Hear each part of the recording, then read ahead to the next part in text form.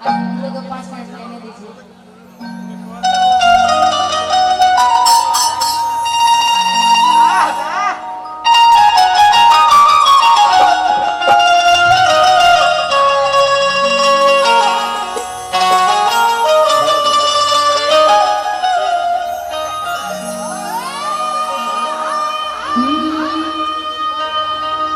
कि जनती जेटी कुली बेरा जाजी लो भाई जनिगे कि जनती जेटी कुली बेरा जाजी लो भाई ऐसे फील बोलू जी का जवाब नहीं है भाई क्या फील वाला दिल ले गए।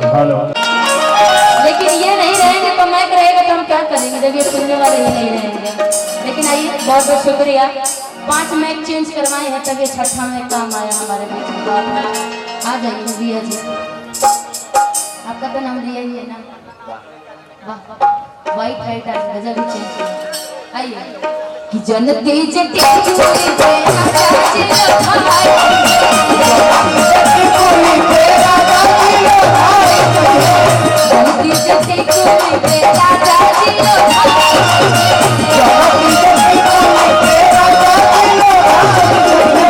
किस्म किस्म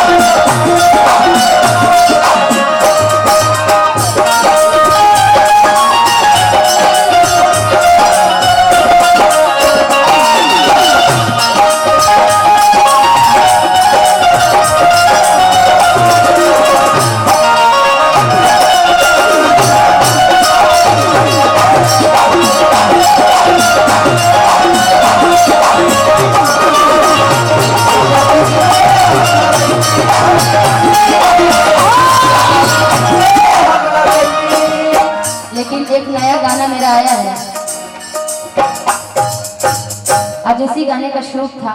मुझे बहुत मुश्किल था कि मैं यहाँ पे पहुँच पाऊंगी, लेकिन ये प्यार मोहब्बत था कि शूट जल्दी कंप्लीट करके और हम लोग यहाँ पे उपस्थित हो गए। लेकिन मुझे लग रहा था कि 12-1 बजे तक शायद मैं पहुँच पाऊंगी, लेकिन मैं 10 बजे से पहले यहाँ पे उपस्थित हो गई थी। तो बहुत शुक्रिया उसके लिए। और मेरा न्यू गाना एक आया है कि ननदो नाचे लगलू अजहिया सरिलवा अब बस गइलू के तनन के दिलवा। और ये गाना बहुत, इस गाने का रील्स आ रहा है इंस्टाग्राम पे, बहुत सारे लोगों ने बनाया है। और इसी गाने, हाँ बिल्कुल, तुम भी डालना अपने रील्स पे। और अभिन जी की तरफ से बहुत सारा आशीर्वाद है, बहुत बहुत धन्यवाद। कि करता रो ट्रेंड रोज इंस्टा पर आई अब बारू बवाले कर वीडियो बनाई। और इसी गीत पर हमारे म्यूजिशियन टीम, हमारे आदरणीय राजन बाबा का पूरा टीम 2 दिन पहले कटारी में था, क्या बजाए थे आप लोग, मन गदगद हो गया था। लेकिन टाइम काफी कम था मेरे पास, क्योंकि मुझे गाजीपुर में मेरा कार्यक्रम था दिन में, इसलिए फिर आप लोगों का सेवा का मौका